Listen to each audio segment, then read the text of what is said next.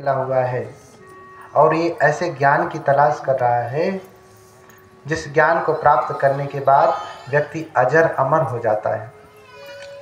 व्यक्ति अजर अमर हो जाता है, फिर वह जन्म मरण के चक्र से मुक्त हो जाता है। तो ये बात उनको बहुत ही प्रभावित की। भगवान बुद्ध और उनके धम्म में रोहिणी नदी के जल को लेकर के ये कहा गया है कि जल का विवाद हुआ, इसलिए कुमार ने घर छोड़ दिया। ये भी कारण रहा, लेकिन यही मूल कारण नहीं है। मेरी बातें थोड़ी सी आपको उचित नहीं लगेगी, लेकिन आप सोचिए किसी झगड़ा को निपटाने के लिए कोई व्यक्ति घर छोड़े और बुद्ध बने, ऐसा होगा? चलो भैया तुम लोग मत लड़ो, मैं छोड़ देता हूँ, तुम लोग अपना शांति से रहो, मैं ही चला जाता हूँ। और मैं चला जाऊंगा तो बुद्ध हो जाऊंगा?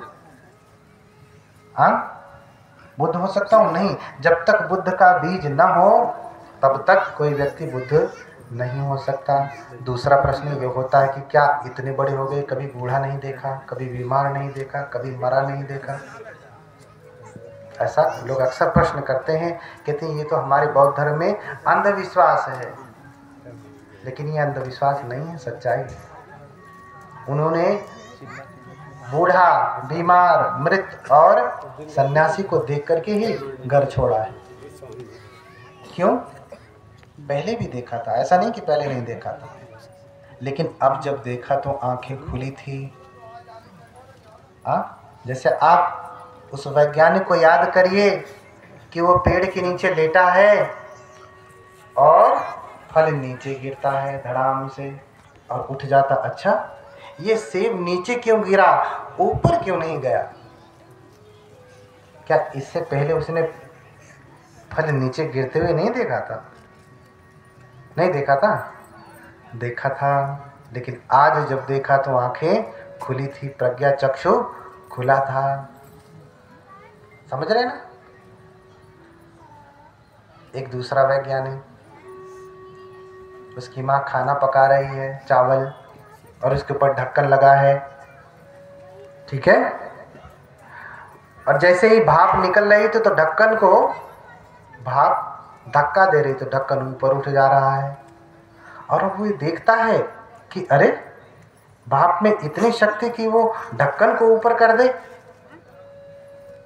और फिर उसने भाप के इंजन का आविष्कार कर दिया।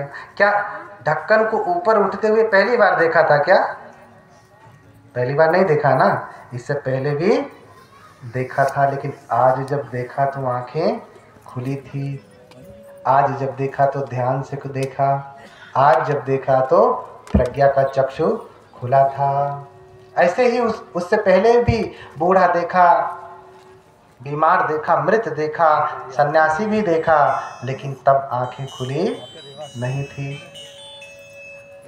तब आंखें खुली नहीं थी। आज प्रज्ञा चक्षु खुला था, इसलिए देखा तो घर छोड़ने का भाव मन में जगा कि सभी लोग दुखी हैं तो मैं अकेले सुख तो प्राप्त नहीं कर सकता। तो अभी घर छोड़ना ही है कि राजमहल में जाके बैठे हैं, नर्तकियां नाच रही हैं उनके लिए। उनके घर में तो ऑर्केस्ट्रा घर ही का था।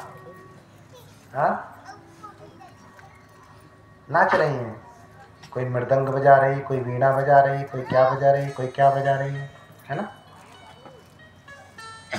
और सिद्धार्थ कुमार देखते देखते सो गए। उनके मन में तो कुछ और ही चल रहा है। वो देख करके आए हैं, व्याकुल हैं, घर छोड़ना चाह रहे हैं, लेकिन ये मोहित कर रही हैं, लेकिन उनके ऊपर कोई प्रभाव नहीं पड़ा। और सोचते सोचते वो वहीं अपने आसन पे ही सो गए। और सो करके जब सिद्धार्थ कुमार सो करके उठते हैं तो क्या देखते हैं कि उनके सामने सभी जो नर्तकियां थी वो भी सो गई। क्यों? क्योंकि जिसके लिए बजा रही थी, नाच रही, वही सो गया था, ये भी सो गई। जहाँ जगह मिली वहीं पड़ गई। अन्यस्सा कच्छे वीडंग, अन्यस्सा कच्छे मुदंगं, अन्यस्सा कलिंगरं, अन्या विकेसिकं, अन्या विखेलिकं, हथप्पा सुसानंग मई।